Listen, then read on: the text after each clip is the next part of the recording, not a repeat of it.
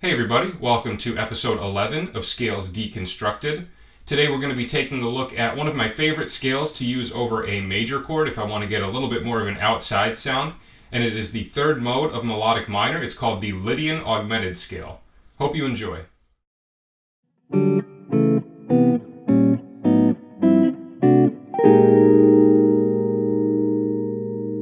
Okay, so first let's go over what is happening intervallically within this scale. We're going to be doing it in the key of G, and like I said, it's the third mode of melodic minor, so you could think of it as E melodic minor starting on G, or if you prefer to think of it as an individual scale, intervallically it would be this. We have 1, 2, 3, sharp 4, and now sharp 5, regular 6, regular 7, and then 8.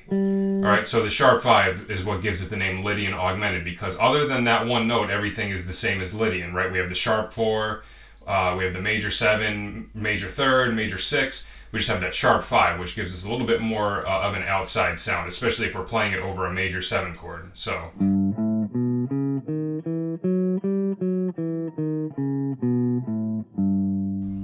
for part 1, we want to be able to go up and down the scale in intervals, going from thirds all the way up to sevenths. And as always, if you would like PDFs of everything that I go over today with an additional 2 patterns per interval not covered in the video, you can head over to patreon.com/MikeAudetteMusic.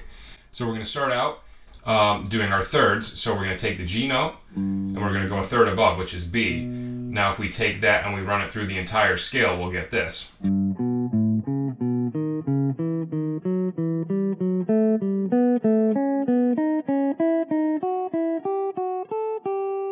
Backwards.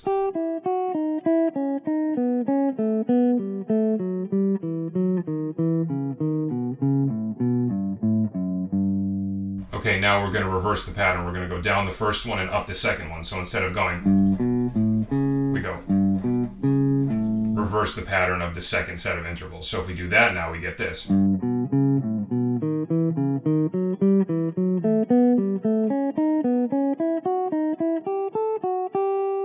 Backwards.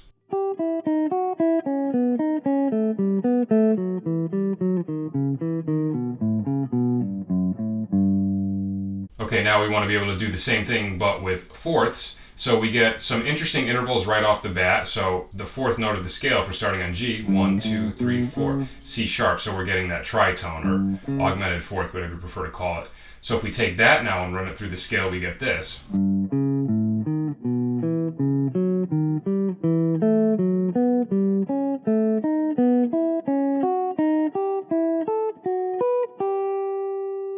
Backwards.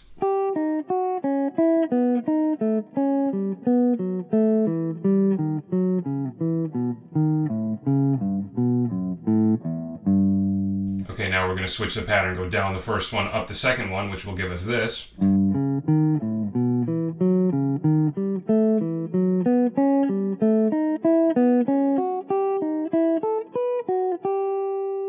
Backwards.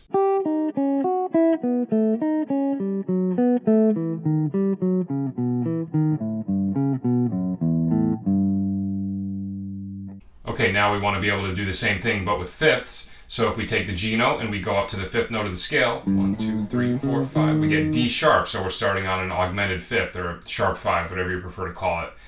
So now if we run that through the scale, we get this.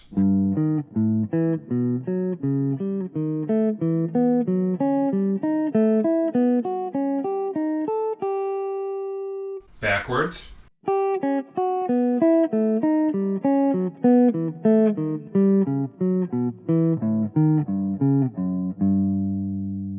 Now if we change the pattern, go down the first one, up the second one, we get this.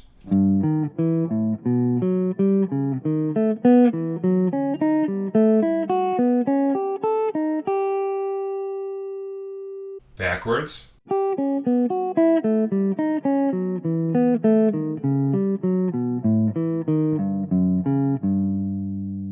Okay, our next interval set will be sixths. So if we run up the scale, 1, 2, 3, 4, 5, 6, we get a major 6. So G to E. Now if we run that through the scale, we get this.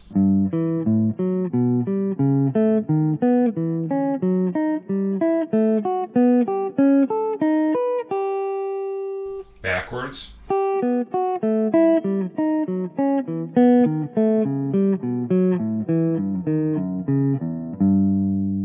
Now if we go down the first one and up the second one, we get this.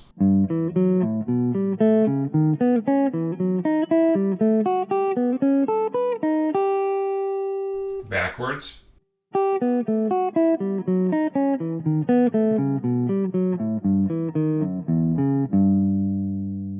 Okay, for the last interval set, we're going to do sevenths. And this one, I use a couple more positions on the neck than I did with all of the other intervals, just because of kind of the way the fingerings lined up. I thought it was a little bit smoother and easier to maneuver around if I used a couple more positions.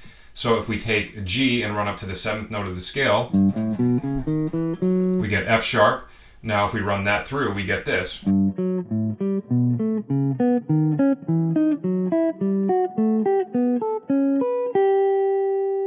Backwards.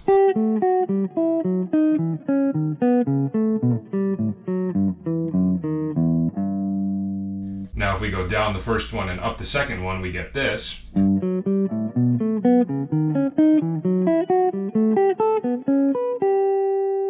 Backwards.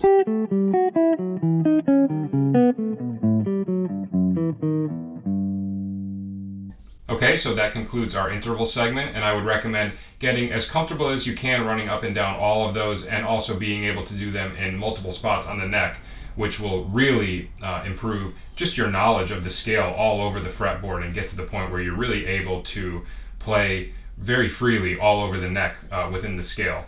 Okay, now for part two, we want to be able to go up and down the scale in arpeggios. So in 3-note arpeggios, triads, as well as 4-note arpeggios, 7th arpeggios, which are included on the Patreon. So this is great because not only is it practicing technique, it's also practicing theory, because now you're making the connection between the scale and what sort of chord qualities happen off of each note of the scale. So if we go through it in arpeggios, just 3-note arpeggios, we're going to have this.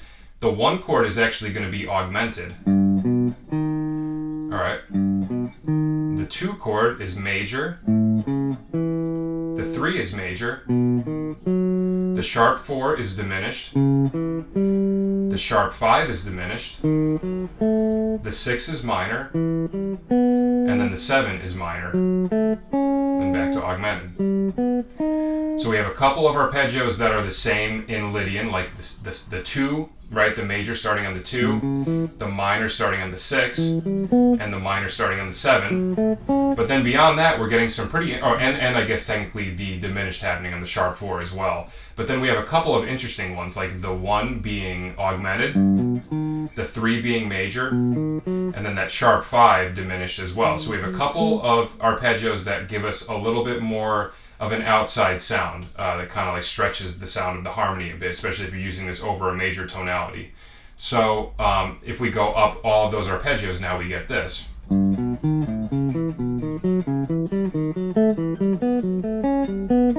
Backwards. All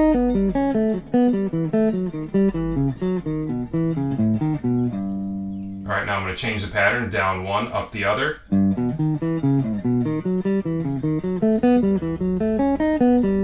All right, now backwards.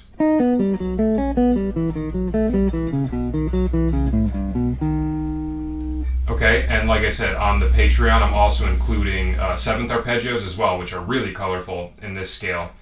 Now for part 3, the final section, we want to be able to go up and down the scale in dyads. So dyads are just 2 notes played at the same time, and what we're going to be doing is taking all of the intervals that we did in part 1, and rather than playing them separately as single notes, we're going to play them together as 2-note groupings. And this is great just for your all-around knowledge of the intervals within the scale and which intervals sound nice together. This can really help you build some new chord voicings that you haven't thought of before just by seeing some of these notes combined and liking the sound of them together. So we're going to start out with seconds, just taking G and A, and we're going to run that all the way through the scale. So if we run that through the scale, we get this.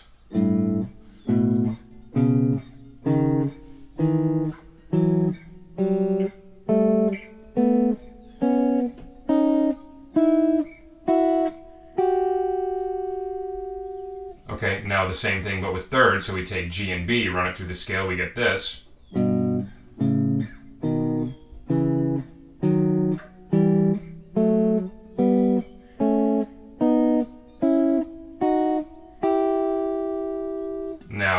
fourths, so we take G to C sharp, run it through the scale, we get this.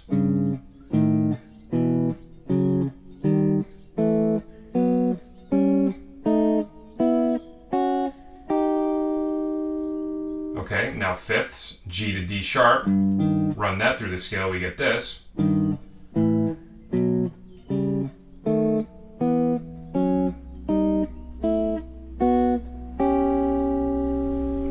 Now if we do sixths, we have G to E. If we run that through the scale, we get this.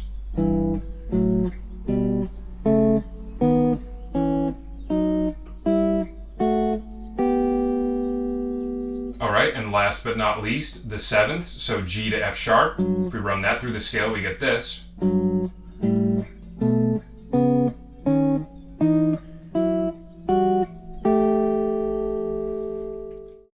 Okay, so between those three different exercises, the intervals, the arpeggios, and the dyads, if you can get comfortable going through each of those, it should really help your overall knowledge of any scale that you're working on. I would recommend being able to do this with any scale. And some of them are harder than others, especially when you get into modes of melodic and harmonic minor. But this is stuff that I still do to this day. I love doing these as warm-ups because, like I said, you're not only practicing technique, but you're practicing theory at the same time, which I think is a great combination. So that is our episode for this week. Thank you for watching, and I hope you learned something. And like I said, if you would like access to the additional content, as well as everything I went over in this video, you can head over to patreon.com/MikeAudetteMusic, or if you would like to just donate and support the channel, you can do so at paypal.me/MikeAudetteMusic. That is our episode. Thank you for watching, and I will see you at the next episode. Take care.